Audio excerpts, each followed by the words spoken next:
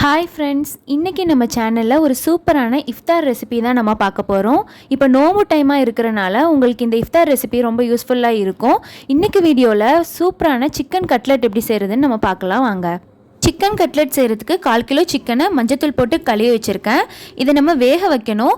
So ஓரளவு மூழ்கிற அளவுக்கு நம்ம தண்ணி வச்சுட்டு அதில் வந்து ஒரு கொஞ்சமாக உப்பு போட்டுட்டு 1 டீஸ்பூன் மஞ்சத்தூள், 1 டீஸ்பூன் மிளகாத்தூள், 1 டீஸ்பூன் இஞ்சி பூண்டு பேஸ்ட்டு 3ஐயும் போட்டுட்டு அந்த தண்ணியை நல்லா மிக்ஸ் பண்ணி விட்டுட்டு நல்லா கொதிக்க விடணும். சிக்கன் நல்லா வேகணும்.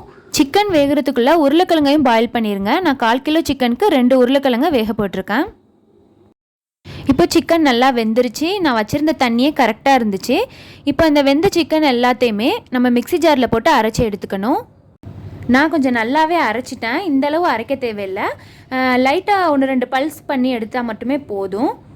இல்லை உங்களுக்கு நல்லா வாயில் கடிப்படுற மாதிரி பீசஸாக வேணும்னாலும் நீங்கள் கையாலே பிச்சு கூட போட்டுக்கலாம். உங்களுக்கு எப்படி பிடிக்குமோ அந்த மாதிரி அரைச்சி எடுத்துக்கோங்க. அடுத்ததாக பார்த்திங்கன்னா நான் ரஸ்க் எடுத்திருக்கேன். என்கிட்ட பிரெட் கிரம்ஸ் இல்லை. நீங்கள் அதுக்கு பதிலாக ரஸ்க் யூஸ் பண்ணால் கூட அப்படியே அதே மாதிரி டேஸ்ட் கிடைக்கும். நான் ரஸ்க்கு பார்த்திங்கன்னா 10 ரூபா பாக்கெட்டில் 2 பாக்கெட் ஃபுல்லாகவே நான் இதுக்கு யூஸ் பண்ணியிருக்கேன். அந்த ரஸ்க் எல்லாத்தையுமே நான் காட்டுற மாதிரி நல்லா பொடியாக்கி எடுத்துக்கோங்க. அப்புறம் ஒரு பவுலில் வேக வச்சு மசித்த உருளைக்கிழங்கு, சிக்கன், அதுக்கப்புறம் 2 பெரிய வெங்காயத்தை பொடி பொடியாக சாப் பண்ணி போட்டிருக்கேன். பச்சை மிளகா 1 போட்டிருக்கேன். உங்களுக்கு தேவைக்கேற்ற மாதிரி நீங்கள் போட்டுக்கோங்க. அதுக்கப்புறம் ஒரு கைப்பிடி அளவுக்கு புதினாவும் 1 கைப்பிடி அளவு மல்லி இலையும் போட்டிருக்கேன். 2 டீஸ்பூன் அளவுக்கு இஞ்சி பூண்டு பேஸ்ட்டு, மிளகாத்தூள் ஒரு ஸ்பூன் அளவு போட்டிருக்கேன். அப்புறம் கரம் மசாலா தூள் 2 டீஸ்பூன் போட்டிருக்கேன். உப்பு 1 ஸ்பூன் போட்டேன். அதுக்கப்புறம் பிரெட் கிரம்ஸ் இருக்குல்ல, அதுலேயும் நம்ம 2 டீஸ்பூன் அளவுக்கு நான் போட்டேன். அதுக்கப்புறம் கார்ன்ஃப்ளவரில் ஒரு 4 ஸ்பூன் அளவுக்கு போட்டுக்கோங்க. இதை எல்லாத்தையுமே நல்லா கையை வச்சு நல்லா மிக்ஸ் பண்ணி எடுத்துக்கோங்க. எல்லாமே நல்லா ஒன்றோட ஒன்று மிக்ஸ் ஆகுற மாதிரி இந்த மாதிரி நல்லா மிக்ஸ் பண்ணிக்கோங்க. இதுக்கு தண்ணிலாம் ஊற்றி நம்ம மிக்ஸ் பண்ண தேவையில்லை. சும்மா வெறும் கையிலே நம்ம எல்லாத்தையும் மிக்ஸ் பண்ணாலே நல்லா மிக்ஸ் பண்ணுறதுக்கு வரும். நல்லா பிடிக்கிற பதத்துக்கு வந்தோடனே நம்மளுக்கு தேவையான ஷேப்பில் அதை செஞ்சு எடுத்துக்கணும். இன்றைக்கி பார்த்திங்கன்னா நான் ரவுண்ட் ஷேப்பில் தான் தட்டி எடுத்திருக்கேன். உங்களுக்கு எந்த ஷேப் பிடிக்குமோ அந்த ஷேப்பில் செஞ்சு எடுத்துக்கோங்க. ரொம்ப தடிமனாகவும் நீங்கள் செஞ்சிடாதீங்க. உள்ளே ஸ்டஃப் கொஞ்சம் மீடியம் சைஸில் இருக்கிற மாதிரி செஞ்சுக்கோங்க. அப்போ தான் சாப்பிடும்போது மாவாக இல்லாமல் நல்லா டேஸ்ட்டாக இருக்கும். இப்போ நம்ம எல்லாத்தையுமே ரவுண்ட் ஷேப்புக்கு தட்டி எடுத்து வச்சாச்சு. அடுத்ததாக இப்போ எல்லாத்துக்குமே நம்ம கோட்டிங் பண்ணி எடுக்க போகிறோம்.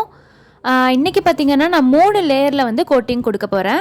ஃபஸ்ட்டு பார்த்திங்கன்னா 2 முட்டையை உடச்சி ஊற்றி வச்சுருக்கேன். அதை நல்லா மிக்ஸ் பண்ணிவிட்டு அதில் நம்ம கட்லெட்டை ஒரு தடவை முக்கி எடுத்துக்கணும்.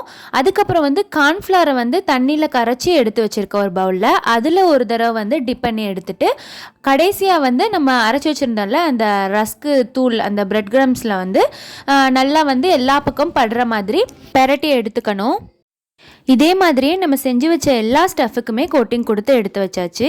அடுத்ததாக இப்போ ஒரு பேனில் ஆயில் ஊற்றிட்டு நல்லா எண்ணெய் சூடானதுக்கப்புறமா நம்ம எடுத்து வச்ச கட்லெட் எல்லாத்தையுமே போட்டு அதில் நல்லா ஃப்ரை பண்ணிக்கலாம்.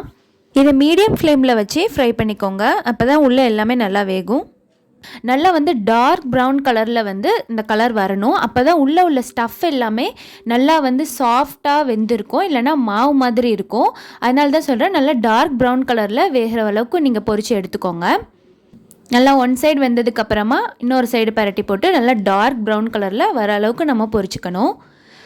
நான் 3 லேயர் கோட்டிங் எதுக்காக போட்டேன் அப்படின்னா, இது நல்லா வெளியே கிறிஸ்பான லேயராக இருக்கும். அது மட்டும் இல்லாமல் நம்ம எண்ணெயில் முக்கி பொரிச்சா கூட அந்த லேயர் தனியாக கலண்டு வராது, நல்லா ஸ்டிஃபாக இருக்கும். அதுக்காக தான் 3 லேயர் கோட்டிங் போட்டிருக்கேன்.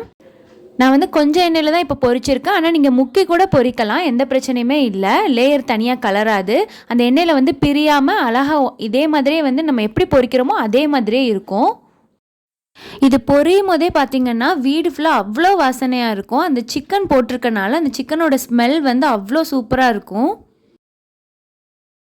நம்ம பண்ணி வச்சுருந்த எல்லா கட்லெட்டையுமே இதே மாதிரி ஃப்ரை பண்ணி எடுத்துடலாம்.